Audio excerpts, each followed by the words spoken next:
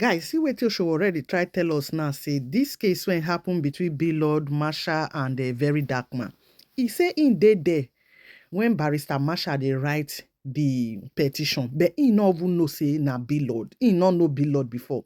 Sir he talk to VDM and VDM lawyer. Just watch this video, share, like, and drop your comment. VDM. No VDM issue, na pride the whole right. To the feel say na in be alpha and omega. Mona just watch. When the issue of Billard, I didn't know who Billard was. I don't pay attention to a lot of celebrities that people pay attention to, except they come within the purview of our own arena. So, but one day I was with our lawyer, Marshall, and they were saying that he's writing a petition against somebody, and I said, I hope it's not police petition. We laughed over it. I left, it was Easter period, I left to Lagos. When I said we laughed over it, there were some conversations we had, which I don't need to mention here. And when I got to Lagos, I heard that this beloved guy had been arrested and brought from Anambra. You know, I read the story, and I reached out to Marshall, who's a lawyer. I said, lawyer, is that not the guy that you talked about? No, we're not going to accept this. And he responded, this was by WhatsApp, that, oh, it's not a big deal, they'll look into it. So I waited for him, no action, and I was reading more about how the public was talking about this. So I decided that since it didn't take me serious, I'm going to make a public statement about it. And I made a public statement. And as soon as I made the public statement, I got a call from Sheung Kuti, who said, oh, Baba, why did you get involved in this guy's issue? I said, what do you mean, what did I get? Why did I get involved? Why do I get involved in what I do? You know, including, I said, you know that this issue had to do with the police being used to oppress somebody. The police went and brought somebody from Anambra and brought him to Abuja, and you guys followed after the judge sent him to prison. You drove behind him, so you're mocking him. I said, that's not our tradition. It's not the tradition of human rights activists to participate in police repression. He said, we've always been fighting against this. Sheung said, that's fine. Next, I hear from Deji Adeyanju. Deji said to me, he said, I'm here with VDM. I said, okay, that's lovely. I said, and he said to me, he said, apart from this, I said, I've told VDM they should go and withdraw this case. I said, thank you that you have told him. I hope he can hear me. He said, yes, he's here. I said, tell him to go and withdraw the case. There's no way this is justifiable. He said he's hearing me. I don't know whether they just lying or I don't know, but he told me VDM was with him. And I said, if you withdraw the case, he said, you know, one thing they kept saying is that instead of making a public statement, you should have contacted VDM. I said, they contact VDM for what exactly? To do what? He also didn't talk about that anymore. So I said to him, I said, you know what we had to do to get VDM out twice?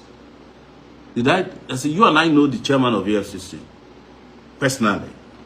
I said, did I call him when he arrested VDM? I had to go to the Ministry of Justice to threaten them that I would join the protest on Monday if they don't release VDM. At 4 o'clock, the person in the Ministry of Justice behind his detention called me that I should bring Deji. I brought Deji to him. His name is Oyedepo. He's now the DPP of Nigeria. It's Oyedepo SAN. By 5 p.m., Deji had gone to EFCC, picked up VDM, and put him on the phone that Sowore was one who made it happen. I greeted him, I said, no problem. But prior to that, in 2024, Easter Sunday, he was also arrested and has stayed in detention for a long time. They just called me and said, Baba, you are not, I was not in the country, I was in the US. It was my first trip to the US after my 5 years that Buhari kept me in Nigeria. He said, do you know this VDM guy? I don't really know him. He said, they are punishing him. I said, what? What did he do? Oh, he wrote something that some people didn't like. I said, okay, give me a few minutes. I called the DIG. His name is Alabi, DIG Alabi, Deputy Inspector General of Police. I said, you are detaining a guy named VDM. He said, Sowore, don't get involved. You don't have to get involved in every case. You don't know the details. I said, I don't know the details. I said, but okay, you're about to be disgraced too. If you don't release this. But he said, Sowore, we do not release people on Easter Sunday. So I asked him a simple question. I said, okay, do you arrest people on Easter Sunday? He said, yes. He said, use the police that you use in arresting to go and release him. He said, no, that he's already in Ekiti. He's at a party. I could hear music in the background. Coming back 5 times. Deji had gone to the station 5 times at that point. He was going by, he would call me because they kept promising come. The man sent the commissioner of police to go and release VDM on a Sunday, Easter Sunday in 2024. That's the first time I got involved with him. So I explained to Deji, I said, if somebody can do that for him, why would he be? Why are you guys? What is wrong with you people? Why are you all saying, oh, if I had contacted, what should I be contacting him for? If we are all agreed that it is wrong to use police to jail somebody who is bantering with you on social media, the thing we should all do is to end the thing. There's no ego here. I even promised that day to Deji.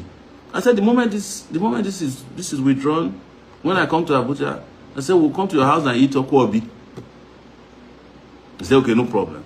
That was the last of it. Of course, I was hearing that they were upset with me that because of my public statement. You know me, I hate oppression.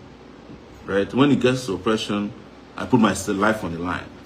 So I went to work, called the IGP, called the officers in charge, the lawyers, everybody that's involved. I said, you have made a mistake that we are not going to allow to repeat itself. This is supposed to be our own police force. You can't keep using it for criminal activities. We are not going to let this happen. And I got in touch with the DIG, who was fresh at that time, one Margaret Achala. I told her, I said, madam, you are going to release this guy. He said, no problem. If we can find the judge to come back, because this was planned. They planned it to time. They timed it to be at the time that judges will go on vacation, So first, when police wants to punish you in Nigeria, they will arrest you on a Friday so that they will escape the 48 hours window. So the next time they can hear from you is Monday, of course. 48 hours is gone. They will have dealt with you. They will tell you the officer in charge is not around and all that. Then the next thing, they knew that the judges were going on vacation until the 13th of that month. I think that was April, right? So the day Billard was in court, his lawyer served them a copy of his bail application. Of course, the police lawyer said, no, we are not hearing the bail today. We need time to reply. And by the time the whole thing had blown up in proportion, we found out the police did not even file a bail reply. They were waiting for the judge. So when judges resume, this particular judge did not resume. So we had to be looking for ways, including writing petition that they should change the judge. They should ask the judge to hear the application. We waited for that whole week. Of course, they were counting on their side because they were sure that Billard was going to spend 26 days in detention. And we went to visit Billard and assure him. So all of this was annoying to them. That who do we think we are? We are the new sheriff in town. We say we want to deal with somebody. Who are you to say we can't deal with someone? We're sent to them. No, in this country that we're all citizens of, one person cannot deal with somebody against what the law says. No, it's not acceptable. Even if it is my father or my brother or my sister, if it is anybody, I won't stand for this. And I want to say it here. It didn't matter if I didn't stand for VDM before, right? I would still not have accepted what they did. Even if he's a total stranger, right? I wouldn't have accepted. I would still have. But it is that thing that he got upset with me for doing that I've done for him twice. When all the authorities were against him, the EFCC collected his phone. They were even using his phone to threaten him. He was hooded by this EFCC. We mobilized members of TIB to go and protest while he was in the EFCC detention. So how dare you then say that nobody can remove a person because you have put the person in a chokehold?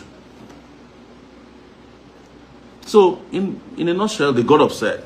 And of course, they went and started looking for how to bring me down. And I was told that they were searching actively for whoever has information that they can use to bring Sowore down. I was aware. But that didn't bother me because what is bringing me down? When you're a Nigerian, you're already down. They said he who is down need fear no fall. And that was how I heard that they went and recruited Charlie Boy, and that one started passing information to them, whomever they could find. Whatever they said, anybody that could find something against me. But I wasn't still upset. I was upset that we couldn't get Billard out even on time, faster than we got him out. So when the pressure was much on the judge, She was not even around in Abuja. She was supposed to have a Zoom. When she saw that the pressure was getting too much, she agreed to now do a Zoom